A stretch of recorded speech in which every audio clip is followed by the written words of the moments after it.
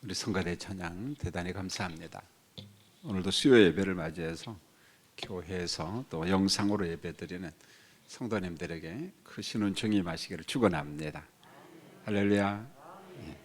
오늘 히브리서 11장 8번째 말씀입니다. 믿음의 조상 야곱. 그 야곱에 대한 히브리서 말씀을 보면은 좀 특징이 있어요. 또 얼마 안 되지만은 본래 창세기 25장에서부터 창세기 50장까지 굉장히 분량이 많습니다. 야곱에 대한 기록이 나와요. 이 말씀을 오늘 히브리 기자가 이 말씀 중에서 독특하게 어느 한 부분만 이렇게 강조를 하면서 야곱이 믿음의 조상이다, 그걸 이야기하거든요. 히브리 기자는 대부분의 역사, 야곱에 대한 역사를 다 생략해버리고 단지 그 죽음 직전에 요셉의 두 아들 에브라임과 므낫세를 축복하는 그 기사, 그 다음에 147세에 하나님께 지팡이를 의존하면서 경배하였더라, 이것만 강조를 합니다. 뭐 다른 거 할 말이 정말 많을 텐데 그래서 이 두 가지만 강조하는데, 이게 아마 이제 히브리 그 서에서 유대인 기독교 독자들에게 뭔가 좀 강조하고 싶은 부분이 있는 것 같아요. 보면은 여러분, 야곱에게 있어서 믿음의 절정기는 히브리 기자는 이렇게 본 겁니다. 죽음 직전에 있었다, 그렇게 보는 거예요. 147세 인생을 살았는데 그 147세 인생 전체 중에서 야곱에게 있어서 믿음의 절정기는 죽음 직전에 있었다. 우리가 그걸 좀 기억했으면 좋겠어요. 성도님들, 우리 사람도, 우리 성도들도 믿음의 절정기가 있어요. 보면은 여러분도 아마 그런 믿음의 절정기가 있을 겁니다.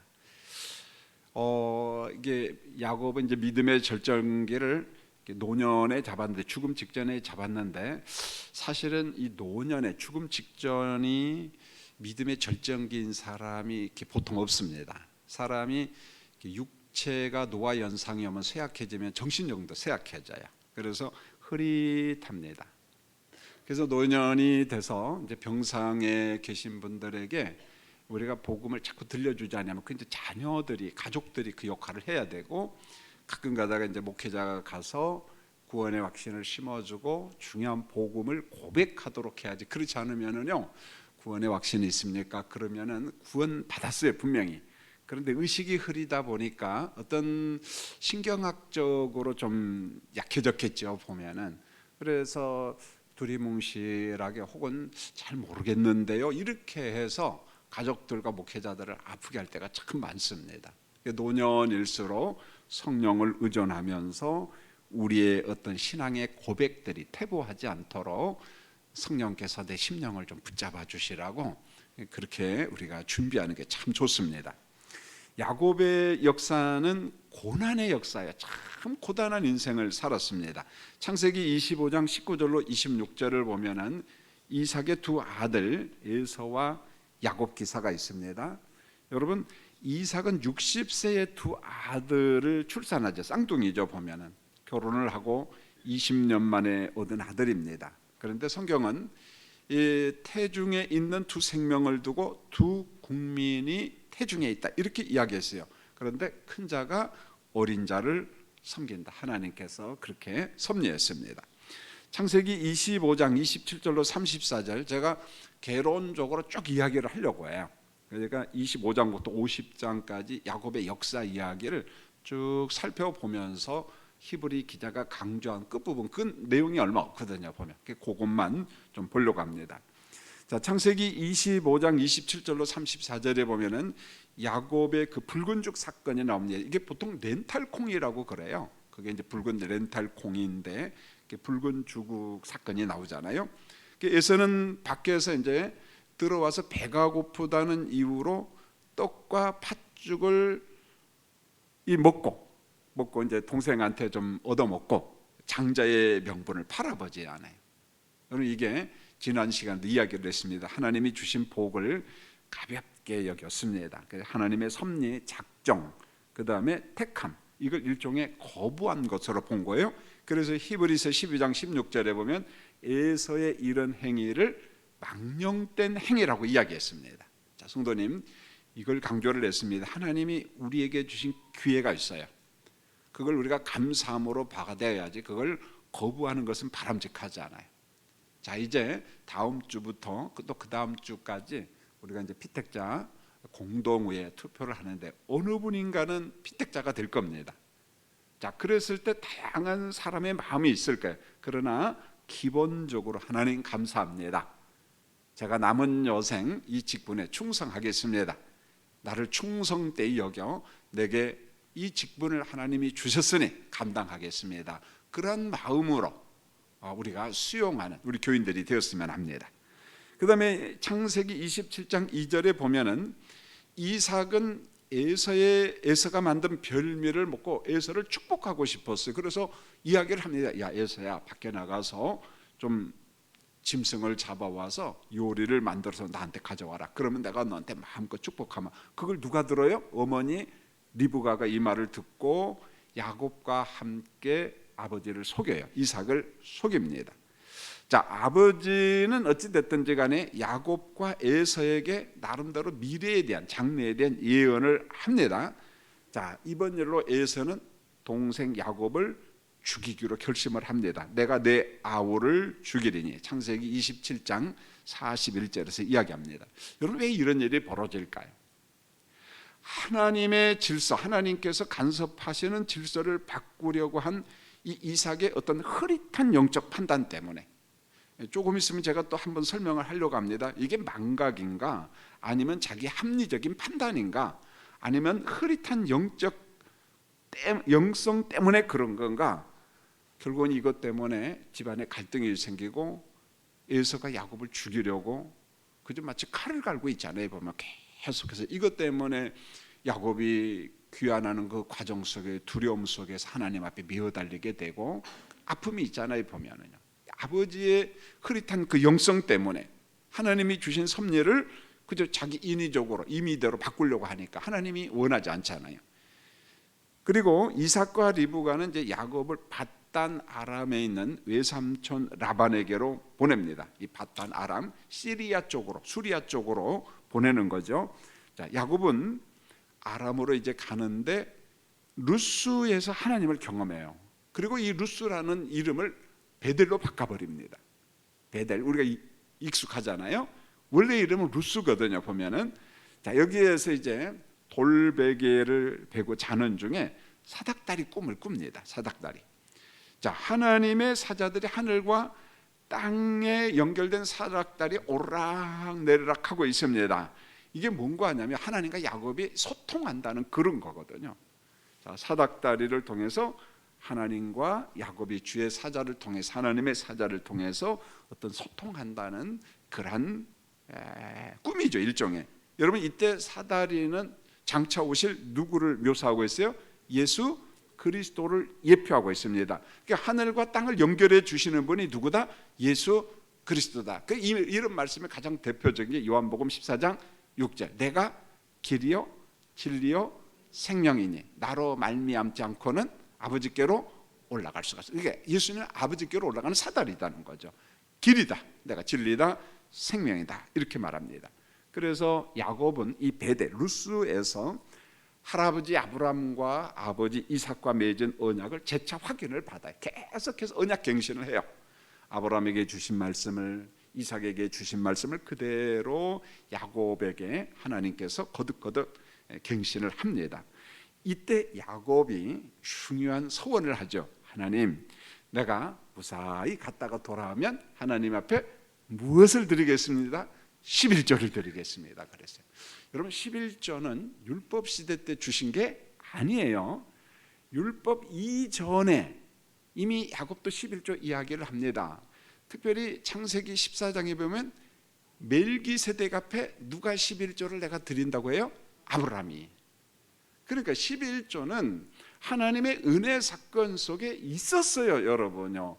자꾸만 요즘에 11조는 율법시대, 구약시대 때 거니까 패해야 된다, 안 해야 된다라고 똑똑한 척하는 사람들 보면은 분명히 성경은 읽긴 읽었을 거예요. 근데 억지를 부리고 그런 겁니다, 보면. 그러나 은혜 시대는 정말 10분의 1 11조 개념은 아니에요. 10분의 10 전부 다 누구 거예요? 하나님의 것이에요. 단지 구별하여 훈련한 겁니다. 하나님 앞에 10분의 9도 누구 거예요? 하나님의 거예요. 우리가 즐겁게 쓰는 겁니다. 여러분, 우리가 수요 예배 헌금 생활하시는 분들 좀 이런 마음을 이제 가졌으면 좋겠어요. 물론 어떤 사람은 좀 아까워하는 사람이 있을 거예요. 그러나 계속 부단히 훈련을 통해서 10분의 10이 다 하나님의 것이다. 10분의 1만 하나님의 것이 아니고 오늘 그 마음, 특별히 우리가 하나님 앞에 기도하고 소원한 것은 이 훈련, 연습을 자꾸만 하라. 제가 이제 전화를 받았습니다. 권사님한테, 목사님 제가 헌금을 좀 해야 되는데 전미자 선교사님 그 센터 건립하는데 한번 하고 싶다 그래요. 그래서 아니 어려우실 텐데 어떻게 그렇게 결심했습니까 하니까 오래전에 자기가 해외 선교를 하면은 그때는 이제 이런 산지부족 교회는 쌌거든요. 돈 얼마 하면은 그냥 대충 하나 줬거든요. 그래서 그때 마음에 기도를 했다는 거예요. 하나님 저한테도 그런 기회를 주세요. 근데 그것을 못하고 지나가는데 어느 날 자기한테 300만 원이 생겼다는 거예요. 정말 어려워요. 그분은 그것 가지고 그분 생활비를 써야 됩니다. 그런데 자꾸만 내가 하나님 앞에 약속했는데 이걸 지나치려니까 자꾸 부담스럽고 마음이 편치 않고, 그런데 이제 전미자 선교사님 생각이 나니까 저한테 질의를 해온 거예요. 목사님 선교센터 다 건립했네. 아니 아직 건립도 안 하고 아마 하는 중인데 돈도 부족하다고 하니까 그러면 이만큼만 보내도 되겠습니까? 아니 권사님이 하나님 앞에 약속한 거 너무 귀한 거죠. 그러면 우리 세계선교위원회에서 바로 보내도록 할 테니까 그렇게 하세요. 그래서 아마 지난주인가 저지난주에 300만 원을 헌금하고 이제 아마 갔을지도 몰라요. 여러분 그런 겁니다. 오래전에 하나님 앞에 약속해 내가 선교지에 작은 교회를 하나 짓는데 도움이 되면 좋겠습니다. 근데 못했거든. 여러분 그런 것 같아요. 우리가 망각이 다 좋은 건 아닌 것 같아요. 내가 하나님 앞에 정성껏 소원하고 그렇게 하기로 약속한 게 있다면 성령께서 우리에게 거룩한 부담을 줍니다. 하나님의 거룩한 마음의 소원을 어디에 줘요? 우리한테 줘요. 그럴 때 그걸 거부하지 말고 한번 실천할 때 그 하나님이 얼마나 기뻐하시겠어요. 그래서 하나님 앞에 소원하고 약속한 것은 지키는 훈련, 그 훈련에 의해서 얼마든지 가능합니다. 야곱이 이제 기환을 하죠. 창세기 29장에서 31장. 여러분 야곱은 외삼촌 라반의 집에서 고생을 참 많이 했어요. 여러분 야곱도 좀 뺀질거리고 거짓말도 잘하잖아요. 근데 외삼촌도 한 수 높아. 그러니까 꼭 그런 사람을 만나요. 그런데 참 신기한 게 우리 하나님도 참 특별하시요. 이런 중에도 야곱이 재물의 복을 엄청나게 받습니다. 홀로의 몸으로 갔다가 돌아올 때는 때를 이루면서 와요. 12명의 아들과 딸을 보게 되고 얼마나 귀합니까? 그리고 하나님의 시간표에 따라서 귀한 돌아오잖아요. 이제 아버지 있는 대로 이제 귀향을 하는 겁니다. 창세기 32장 12절로 32절에 보면은 이 귀한 하는 야곱이 야복나루에서 기도하는데 기도하는 이유가 뭐예요? 누구 때문에?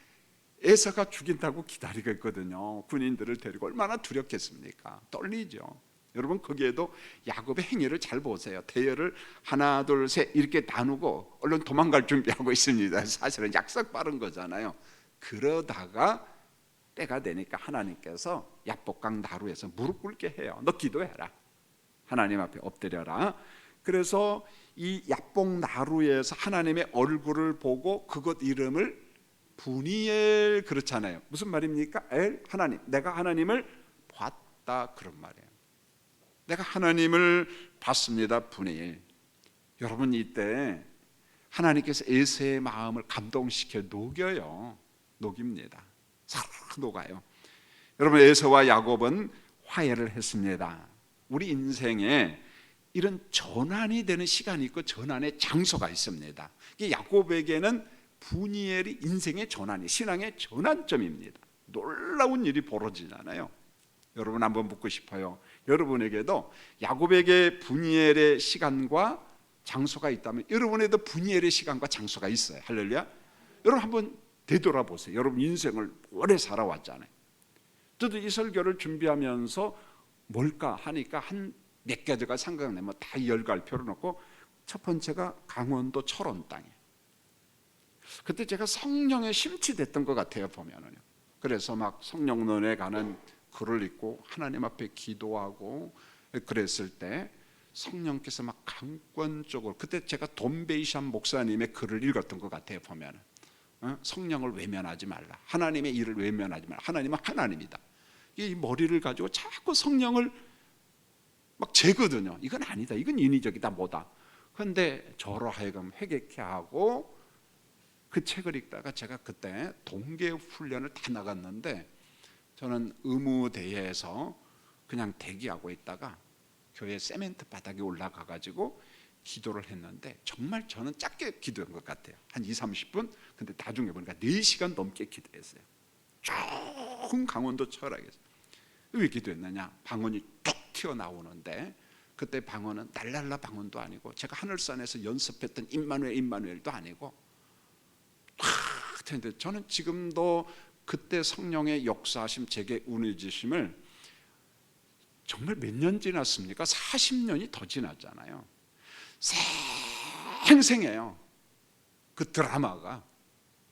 그에 더 이상 설명이 필요가 없을 정도로 아주 생생합니다. 그때 성령이 제게 주신 그 은혜, 성령론을 이해하는데 아주 큰 도움이 되었어요. 그러니까 저는 그 시멘트 바닥을 잊지를 못해요. 그래서 강원도 철원이 좋은지도 모르겠어요. 제게 은혜 주시고, 제가 젊은 나이, 어린 나이죠 사실은, 금식하면서 하나님 앞에 매달렸던 그곳. 그 다음에 두 번째 내게 큰 은혜는 병이었어요. 병이었습니다. 사람들이 누가 아픈 걸 좋아하겠어요? 저도 싫었어요. 저도 끔찍합니다. 그러나 목회 중에 병이 찾아왔고, 그때 이 병을 통해서 사람을 이해하기 시작했어요. 사람. 그리고 자살하는 사람도 제가 이해를 하게 되고, 많은 이해가 있었어요. 더 감사한 것은 사람을 붙여줬다는 거, 그리고 목회는 하나님이 한다는 거, 그걸 뼛속 깊이 깨달았어요. 뼛속 깊이. 정말 좋은 교인들을 붙여주고, 그게 고마운 거예요. 그 잊을 수가 없는 거죠. 병을 통해서 내게 사람을 붙여주고, 하나님을 이해하고 사람들을 이해하고. 여러분, 그 이후에 제가 깨달은 게 뭐냐, 왜 하나님이 다윗 옆에 이렇게 좋은 사람을 유별나게 많이 붙여주지? 여러분, 성경을 다시 한번 읽어보세요. 제가 히브리서 11장 믿음장 설교 준비하는데, 한 요즘에 막 노예 일이 바쁘고 총회 일 바쁘다 보니까 다윗에 대해서 연구를 하는데, 다윗은 막 말씀의 분량이 너무 많은 거예요. 사무엘상 16장부터 열왕기상 2장까지니까 장이 너무 많은 거야. 그런데 히브리 기자는 다윗을 얼마나 많이 소개한 줄 아세요? 이름 딱 하나, 다윗, 이렇게 소개했어. 그러니까 믿음의 조상 다윗의 믿음을 어떤 관점에서 해석을 해야 될 것인가? 원론은 나오죠. 히브리 독자, 아니야, 유대인 기독교 독자 관점에서 다윗을 봐야지, 그냥 개론적으로 다 본다고 의미가 있는 건 아니거든요. 보면 덕택에 쭉 이렇게 공부를 해 나가는데, 여러분, 다윗은 유별나게 좋은 사람을 많이 붙여줘요. 신기합니다. 그런데 나도 그런 것 아닌가? 연약할 때 치료해주는 좋은 사람, 이해하려고 노력한 사람, 섬겨주는 사람, 배려하는 교회, 그리고 장로님들, 위에서 기도하는 사람들, 저를 위해서 산기도 간 사람들, 여러분, 그걸 잊을 수 있습니까? 못 잊는 거예요. 보면. 아, 그렇구나. 약할 때 강함이라는 게 그런 거구나. 하나님께서 내가 약하니까 사람들을 자꾸 붙여줘서 그들과 동역하도록 하는구나. 나는 약하지만 강한 거예요. 그런 사람을 자꾸 붙여주는 겁니다. 동역자를 붙여주는 거예요. 여러분, 내가 강해서 내 혼자 다 한다고 생각해 보세요. 우리 목사님은 강하니까 혼자 다 알아서 해. 우리 시키지도 않으니까. 그러면 혼자 다 하는 거잖아요. 결국 목회 안 되는 거예요. 동역자가 없거든요. 보면은 외롭잖아요. 대단히 중요한 거예요. 여러분에게도 야곱에게 분열의 시간과 분열의 장소가 있다면 한번 가만히 여러분 스토리, 인생의 스토리를 한번 메모를 해보세요. 내가 불신자였다? 내가 서울에 왔다? 언제부터 내가 예수 믿었지? 왜 교회에 나왔지? 어느 날 내가 받은 은혜가 뭐야? 그러면서 스토리를 한번 정교해보고 메모를 좀 한번 해보고, 여러분 그게 참 중요한 거예요. 보면 대단히 중요합니다. 그 다음에 창세기 34장부터 47장까지는 야곱이, 이스라엘이죠, 야곱이 가문의, 그 야곱의 가문에 일어난 다양한 일들이 소개를 하면서 그 야곱의 일이 우리 땅에서 그대로 다 일어나, 나그네 인생들인 우리에게 다 있습니다. 여러분 야곱의 일이 내 일이다, 성경을 읽을 때 그렇게 읽으면 돼요. 그런 사건, 사고, 어려움, 또 기쁨, 그게 우리에게도 다 있습니다. 대표적인 아픔이 세겜에서 딸 디나가 수치스러운 사건을 경험하잖아요. 수치잖아요. 그 다음에 라헬의 죽음, 많이 사랑했잖아요. 그 다음에 요셉의 꿈 해석과 그것으로 인해서 요셉이 30살에 애굽의 총리가 되잖아요. 애굽의 총리가 되고, 여러분 구속사에서 중요한 인물로 택함받은 시아버지 유다, 이 사람이 며느리 다말과의 수치스러운 사건. 전 성경을 읽다가 늘 그래요. 하나님 이거 좀 빼자. 그러니까 하나님 못 뺀다 그래요. 왜 못 빼요? 그러니까 너 같은 사람 때문에. 아니 제가 왜요? 그러니까 인간의 죄성 때문에 내가 못 뺀다 그런다는 거예요. 이게 성경책이 무슨 위인전이냐? 무슨 누구를 뭐 미화시키는 책이냐? 그게 아니잖아요. 구속사의 책이니까 죄인들에 대한 구속이거든요. 우리가 은혜 받았고 구원받아 인침받은 백성이지만 여전히 우리 안에 부글부글 끓고 있는 게 뭡니까? 인간의 죄성이야. 다말과 같은 그런 수치, 부끄러움이 여전히 우리 안에 존재한다는 거예요. 그게 바라는 거예요. 부끄럽지? 부끄러운 행동하지 말라는 거예요. 가나안의 극한 가뭄으로 인하여 야곱의 자손들이 애굽으로 이제 이주를 하잖아요. 그런데요, 야곱의 이주 사건은 이미 할아버지 아브라함 때 하나님이 명하신 거잖아요. 창세기 15장 13절로 16절에 아브라함의 후손들이 애굽에서 400년 객이되어 살다가 약속의 땅으로 돌아온다라고 이미 말씀을 하셨습니다. 그 후에 네 자손이 큰 재물을 이끌고 나오리라. 여러분 이제 야곱은 이러한 역사를 걸치면서 147살이 되었어요. 죽음이 눈앞에 왔습니다. 이제 죽음 직전이에요. 여러분 창세기 25장부터 창세기 47장까지 야곱의 인생을 보면 정말 고단한 인생입니다. 피곤한 인생을 살았어요. 에서가 야곱을 죽이려고 하지를 않나. 야곱 역시 외삼촌 라반에게 얼마나 많은 거짓말에 속았는지 고생을 많이 했습니다. 자, 야곱의 가문은 가나안 땅에서 심각한 기근으로 또 고생을 많이 합니다. 애굽에서 타국살이를 합니다. 야곱은 가나안 땅에 오지도 못하고 애굽에서 죽습니다. 여러분 히브리서 기자는 이런 야곱의 역사를 전부 다 생략해 버리고 믿음장 히브리서 11장에서 죽음 직전의 야곱의 행위를 강조합니다. 그걸 믿음으로 보는 거예요. 그게 하나님 앞에 기쁘심의 행위라는 겁니다. 여러분 야곱 약점이 많아요, 적어요? 온통 약점투성입니다. 여러분 만약에 이런 사람들이 우리 교회에 다 있다면 우리 교회 교인들 안 올 겁니다. 아우 저 그냥 거짓말쟁이는 석간중앙교회 다 있어요. 뭐냐면 김야곱, 박야곱, 오야곱 다 야곱이야 전부 다. 그럼 누가 옵니까 여러분? 약점이 얼마나 많은지 몰라요. 약삭 빠르죠 보면은요. 그런데 하나님께서요 다듬어 가셔요. 몇 년을 다듬었어요? 몇 년을 다듬었어요? 147년을 다듬어요. 여러분 몇 년 다듬었어요 하나님이? 전 64년밖에 안 다듬었어. 아직도 147년을 다듬어요. 그리고 난 다음에 히브리서 11장에 흩어져 사는 유대인 기독교인들이 고난받고 환난 중에 순교를 당하고 고통당하는 그들을 위로하기 위해서 믿음의 조상들을 열거하는데 그 중에 한 사람이 야곱이 들어가는 겁니다. 여러분, 무수한 사람 명단에서 다 빠졌어요. 하나님이 계시를 할 때 믿음의 조상 명단에 야곱이 들어가도록 하나님이 배려를 하셔요. 여러분, 본문 21절 한 번만 더 읽어볼까요? 자, 21절 한번 읽겠습니다. 시작. 믿음으로 야곱은 죽을 때에 요셉의 각 아들들에게 축복하고 그 지팡이 머리에 의지하여 경배하였으며. 여기 보세요. 믿음으로 야곱은 죽을 때 요셉의 각각의 아들에게 무엇하고? 축복하고, 믿음으로 그 지팡이 머리에 의지하여 무엇했으며? 경배했으며. 두 가지를 이야기합니다.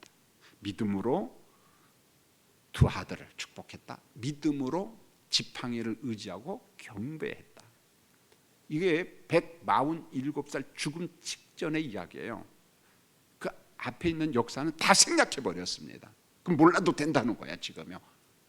고난받고 있는 독자들에게 이 두 가지를 이야기를 하고 있거든요. 보면은 여러분, 요셉의 두 아들 장자는 므낫세고 차자는 에브라임입니다.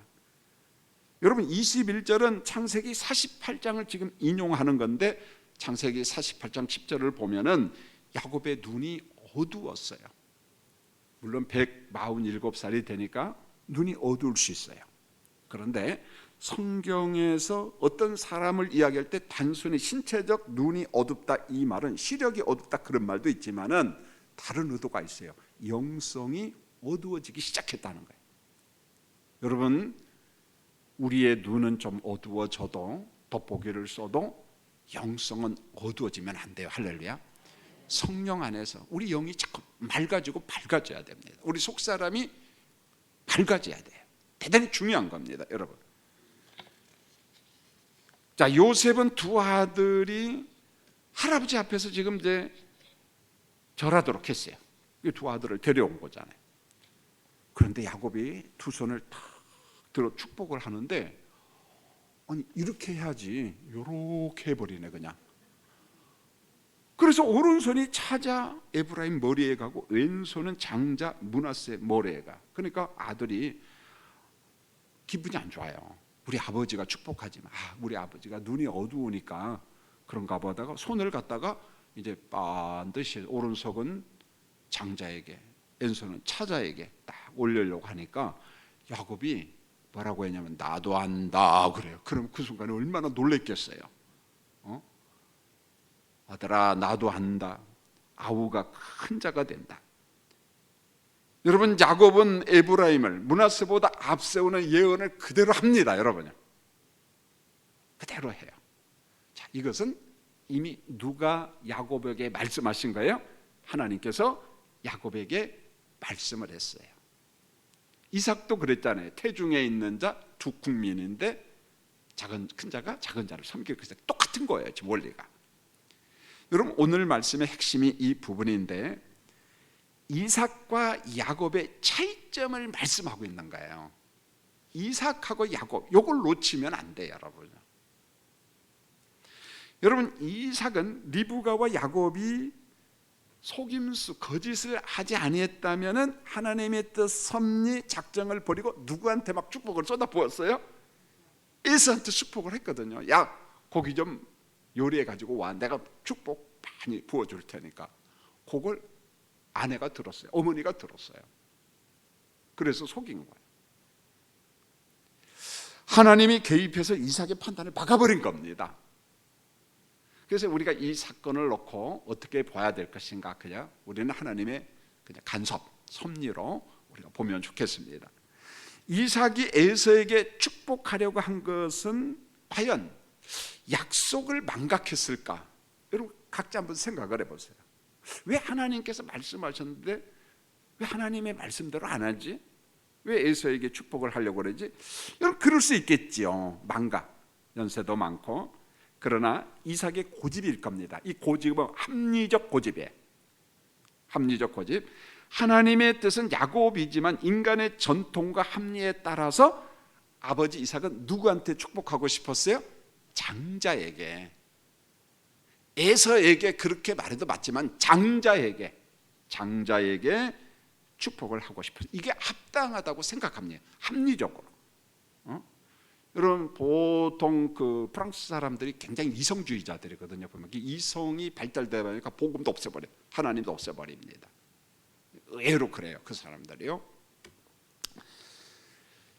자, 이삭의 영적인 어두움으로 인하여 야곱이 결국은 어떻게 합니까? 도피해요.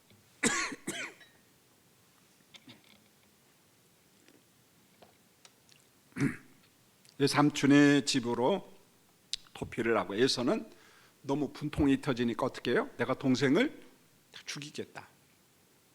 이게 막 부글부글 끓는 겁니다. 이 원한과 이 복수심.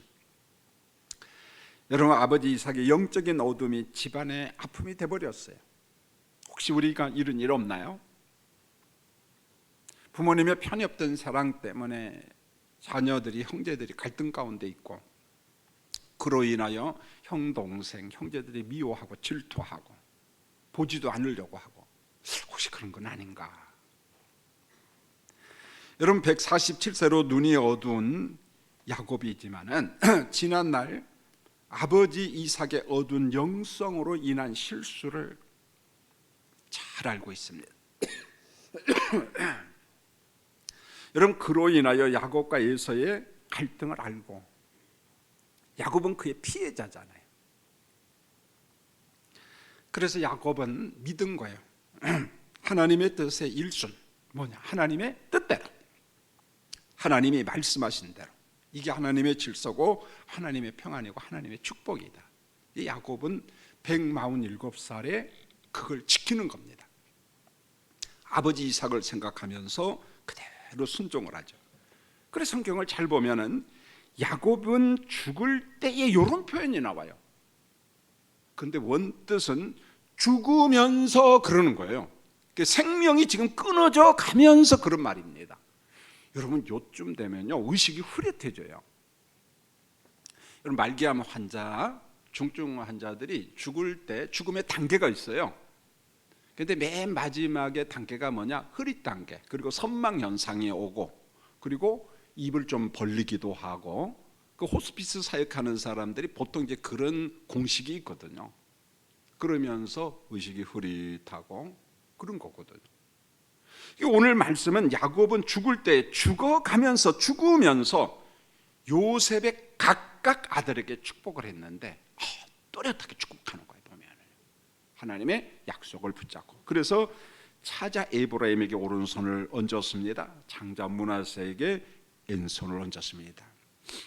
요셉의 반응이 아버지 그리마옵소서, 마음이 아프잖아요. 순서대로 해야 되는데. 그러나 야곱이 답변합니다. 나도 안다.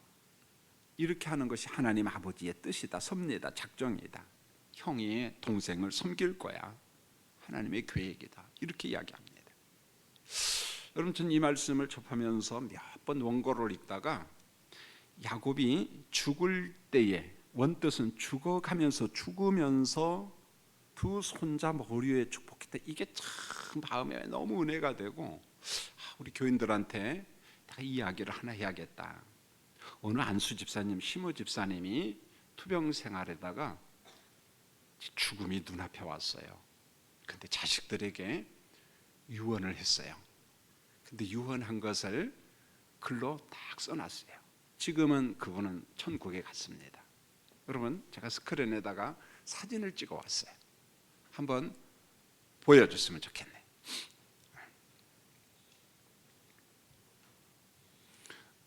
예, 아버지의 말씀, 저게 이렇게 쓰여 있어요. 제가 한번 읽어볼 테니까 여러분도 야곱 같은 사람, 이 유언을 남긴 아버지와 같은 사람, 하여튼 특이했어요. 이런 내용이었어요. 꽃은 아름다워야 한다. 예배. 꽃은 향기가 있어야 된다. 전도. 꽃은 부드러워야 한다. 덕스러움. 꽃은 꿀이 있어야 된다. 나눔. 섬김을 하라는 거예요. 꽃은 열매를 맺어야 된다. 여러분, 보통 유언은 잘 먹고 잘 살아라 그러잖아요.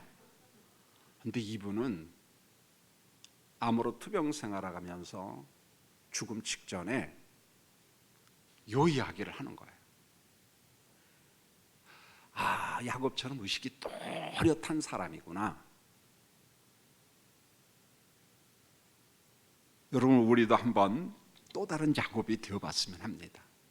우리 인생에 숨을 거두는 시간이 있거든요. 자, 그때 무슨 말 할 거예요? 조금 전에 이야기해서 선망 현상이 오고 의식이 흐릿해지고 뭐가 뭔지 몰라요. 의식이 없다니까요, 여러분요. 물론 다 그런 건 아니에요.